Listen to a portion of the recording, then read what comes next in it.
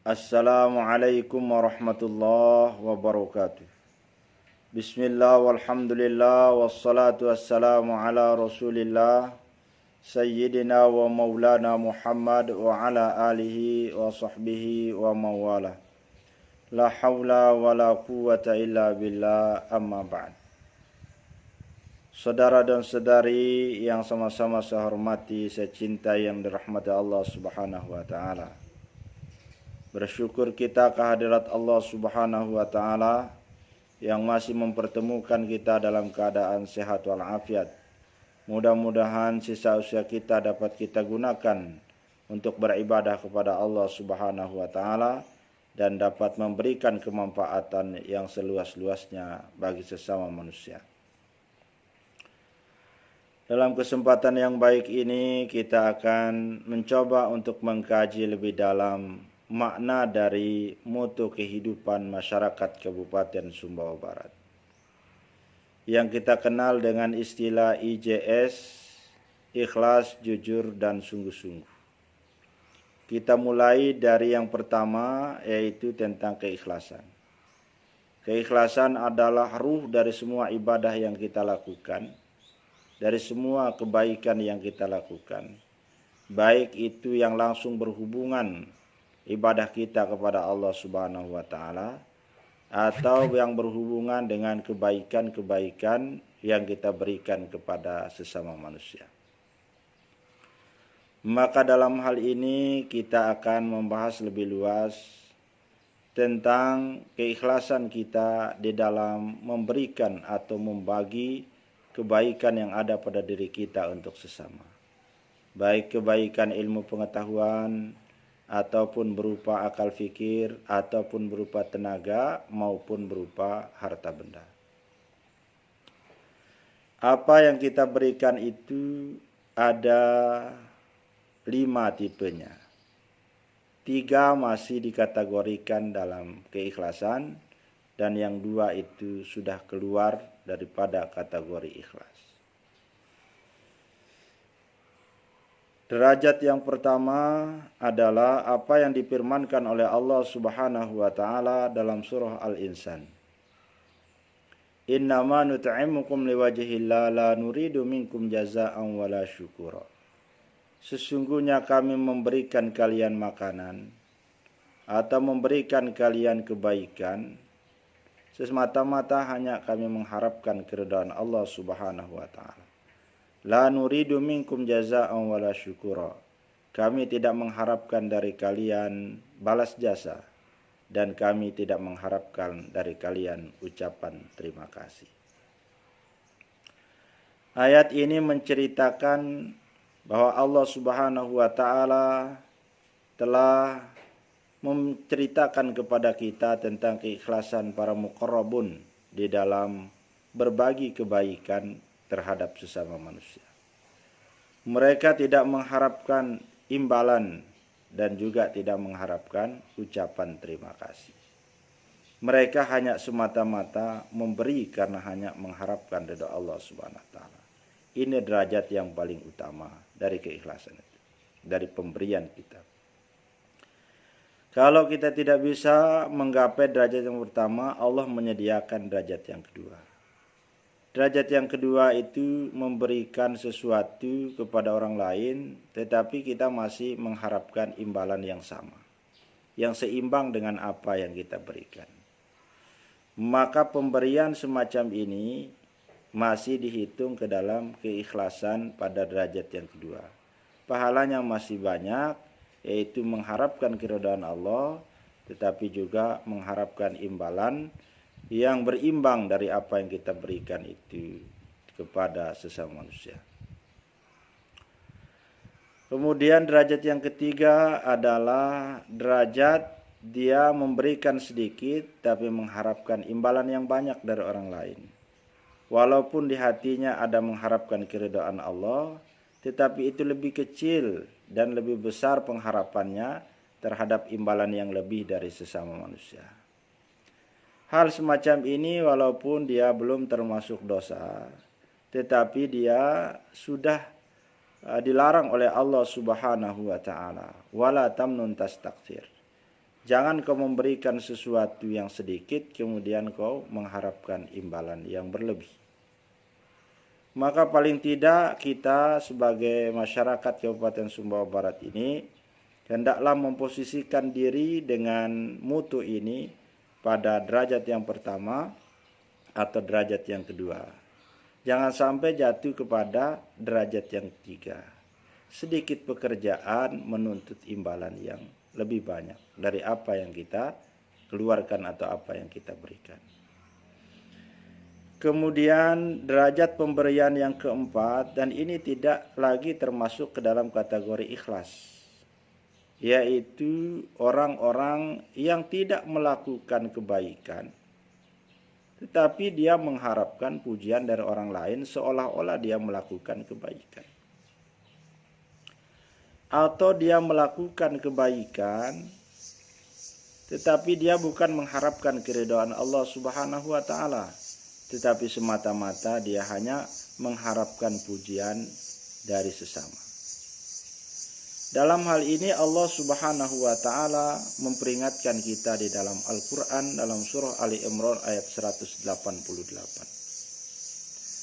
La tahsabanna alladhina yafrahuna bima atau wa yuhibbuna an yuhmadu bima lam yaf'alu wa la tahsabannahum bimafazatin minal adab wa lahum adabun alim.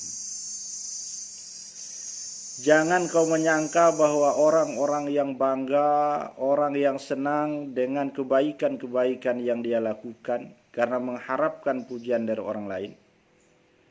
Dan jangan pula kau menyangka bahwa orang-orang yang mengharapkan pujian terhadap apa saja yang tidak pernah dia lakukan atau yang belum dia lakukan. Jangan kau menyangka bahwa mereka akan selamat dari azab Allah Subhanahu wa taala. Walahum adabun alim, firman Allah, dan mereka itu akan mendapatkan azab yang sangat pedih. Niatnya adalah hanya untuk mendapatkan pujian. Dia melakukan kebaikan, tetapi niatnya bukan untuk mencari keridhaan Allah, tetapi hanya untuk mendapatkan pujian dari orang lain. Bahkan yang lebih parahnya adalah dia tidak melakukan kebaikan, tetapi dia mengharapkan pujian. Kalau bahasa kerennya sekarang itu adalah pencitraan. Tidak ada pekerjaan sama sekali, tetapi dia menampilkan seakan-akan dia telah melakukan kebaikan, dan itu dengan tujuan hanya satu, mengharapkan pujian dari orang lain.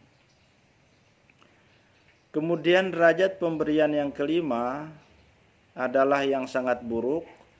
Dia sudah tidak melakukan kebaikan, kemudian dia sakit hati dan berusaha untuk mencegah orang lain yang akan melakukan kebaikan, yang akan memberikan kebaikan kepada sesamanya.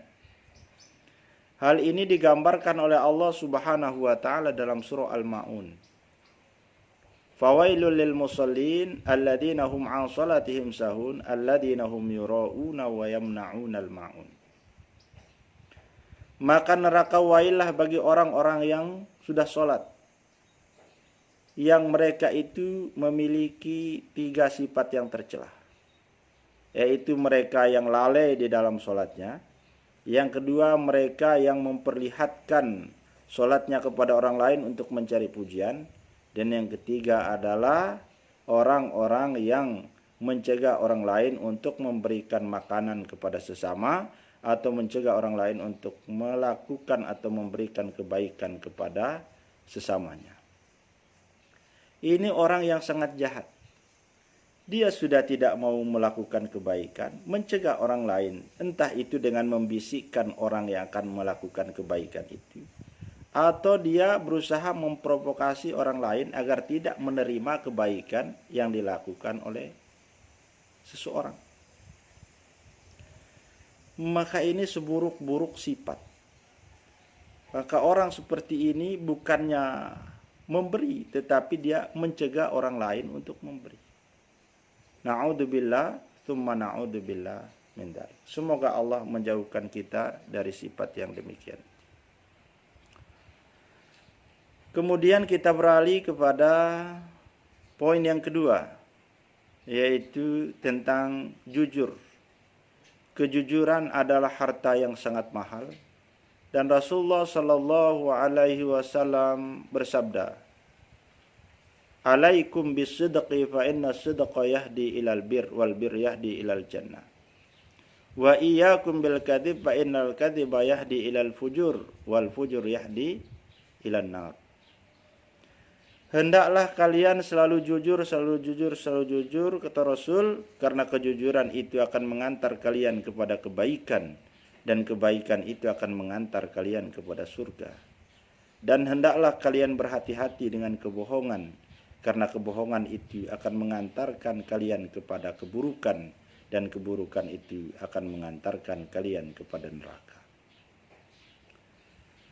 Mana yang disebut dengan kategori orang yang jujur? Orang yang jujur itu ketika dia memiliki 4 sifat. Yang pertama, idza takallama shadaqah.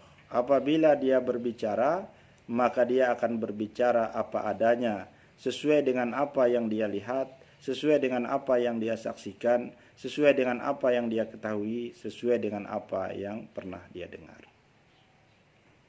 Dia akan mengungkapkan sesuai dengan realita yang dialami di dalam kehidupannya.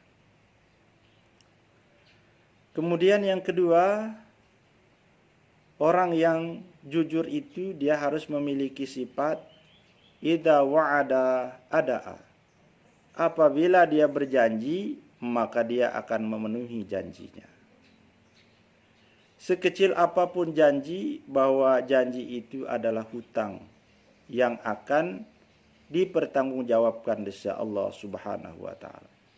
Rasulullah sallallahu alaihi wasallam bersabda, "Nafsul insan mu'allaqatun bidaini hatta yuqda'an." Jiwa manusia nanti akan terkatung-katung, tidak akan diterima oleh Allah Subhanahu wa taala sampai hutang-hutangnya dibayar. Maka janji itu adalah bagian daripada hutang. Maka sekecil apapun janji, hendaklah kita memaksimalkan untuk bisa menunaikannya. Maka diajarkan oleh agama, kalau kita berjanji sesuatu, jangan mengucapkan kata pasti. Tetapi kita diingatkan oleh Al-Quran, wala taqulanna li syai'in inni fa'ilun dzalika ghadan. Jangan kau katakan sesuatu bahwa pasti akan kerjakan esok hari, tetapi katakanlah insya Allah akan saya kerjakan esok hari. Kalau Allah menghendaki, semoga Allah memberikan pertolongan, saya akan melakukannya atau mengerjakannya di esok hari. Tetapi kata insya Allah di dalam berjanji ini tidak boleh dimain-mainkan, tidak boleh dianggap enteng. Ya kalau bisa saya laksanakan, kalau tidak bisa. Artinya dia harus semaksimal mungkin. Dan terkendala itu bukan karena disengaja. Dan terkendala itu betul-betul karena uzur alam atau karena faktor-faktor lain yang diperbolehkan oleh syariat agama kita. Jangan begitu mengucapkan insya Allah, kebenarannya sepertiga, ketidakbenarannya 2/3. Tetapi insya Allah itu adalah kita harus menunjukkan bahwa kebenarannya 90%, kemudian kemungkinan tidak bisa terlaksananya itu adalah 10%. Maka janji yang diikuti dengan insya Allah dan sudah berikhtiar maksimal untuk dilaksanakan, maka insya Allah tidak akan menjadi dosa di sisi Allah Subhanahu wa ta'ala. Tapi ingat, sekali lagi, jangan dimain-mainkan janji itu hanya sekedar untuk mengelabui. Kemudian yang ketiga, orang itu baru dikatakan jujur kalau dia punya sifat idza tumina ro'a. Apabila dia dipercaya sesuatu, dia akan mengemban amanah itu dengan sebaik-baiknya. Dipercayakan sebagai apa saja, dia akan menjalankan sesuai dengan aturan, sesuai dengan ketentuan, sesuai dengan kesepakatan dengan orang-orang yang mengamanahkan amanah itu kepadanya. Kemudian yang keempat, apabila dia berselisih paham, maka dia akan saling memaklumi. Kalau terjadi perbedaan pendapat, kalau terjadi perbedaan pandangan, kalau terjadi perbedaan pilihan, maka dia akan memaklumi bahwa sesungguhnya manusia ini kepalanya sama-sama hitam, tetapi pikirannya boleh berbeda. Dia menyadari bahwa perbedaan itu adalah sunnatullah yang harus terjadi, karena perbedaan itu akan menjadi sebuah keindahan kalau dia disikapi dengan dada yang lapang. Ketentuan semuanya ada di sisi Allah. Manusia boleh berbeda, tetapi hatinya harus tetap bersaudara. Itulah arti dari pada kejujuran yang sesungguhnya. Kemudian kita beralih kepada poin yang ketiga, yaitu tentang sungguh-sungguh. Manjadda wajada.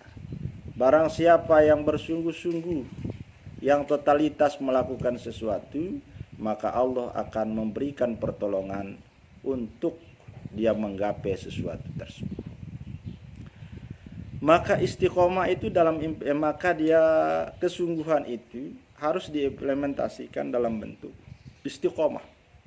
Istiqomah artinya ada kontinuitas, ada istimror, ada keberlangsungan. Kemudian dia terus menerus, tidak terputus, tidak terbatas oleh ruang dan waktu, tidak terbatas oleh profesi orang per orang, tidak terbatas dengan kedudukan, tetapi dia harus melakukannya sampai akhir hayatnya. Baik itu keikhlasan ataupun kejujuran harus dilakukan dengan kesungguhan yang diimplementasikan dalam bentuk istiqomah, yaitu terus menerus dilakukan sampai akhir hayatnya. Kalau kejujuran keikhlasan itu hanya kita lakukan pada ruang tertentu, pada waktu tertentu, maka kita belumlah termasuk orang yang beruntung. Karena yang terhitung di dalam hisab kita akan menghadap ke hadirat Allah Subhanahu wa taala, apakah kebaikan itu mampu kita lakukan sampai akhir hayat kita atau terputus dalam ruang atau waktu tertentu. Rasulullah Shallallahu Alaihi Wasallam beliau menjelaskan bahwa sebaik-baik amal itu adalah amal yang terus menerus walaupun dia sedikit, wa in qalla, sekalipun dia sedikit. Saudara-saudara dan saudari yang sama-sama saya hormati, yang dicintai oleh Allah Subhanahu wa taala. Inilah sekelumit tentang penjelasan arti daripada ikhlas, jujur, dan sungguh-sungguh menurut pandangan agama kita. Semoga nilai-nilai ini dapat kita terapkan di dalam kehidupan kita, baik secara pribadi, keluarga, maupun di tengah-tengah masyarakat kita secara umum. Semoga Allah memberikan pertolongannya kepada kita untuk mengaplikasikan hal ini, dan semoga Allah Subhanahu wa taala mengampuni segala dosa-dosa kita sekiranya di dalam kehidupan kita ini ada khilaf dan salah yang pernah kita lakukan. Semoga Allah Subhanahu wa taala meridhoi kita semua untuk selalu berada di jalannya, dan semoga kita selalu menjadi hamba-hambanya yang bertakwa. Amin ya rabbal alamin. Wassalamualaikum warahmatullahi wabarakatuh.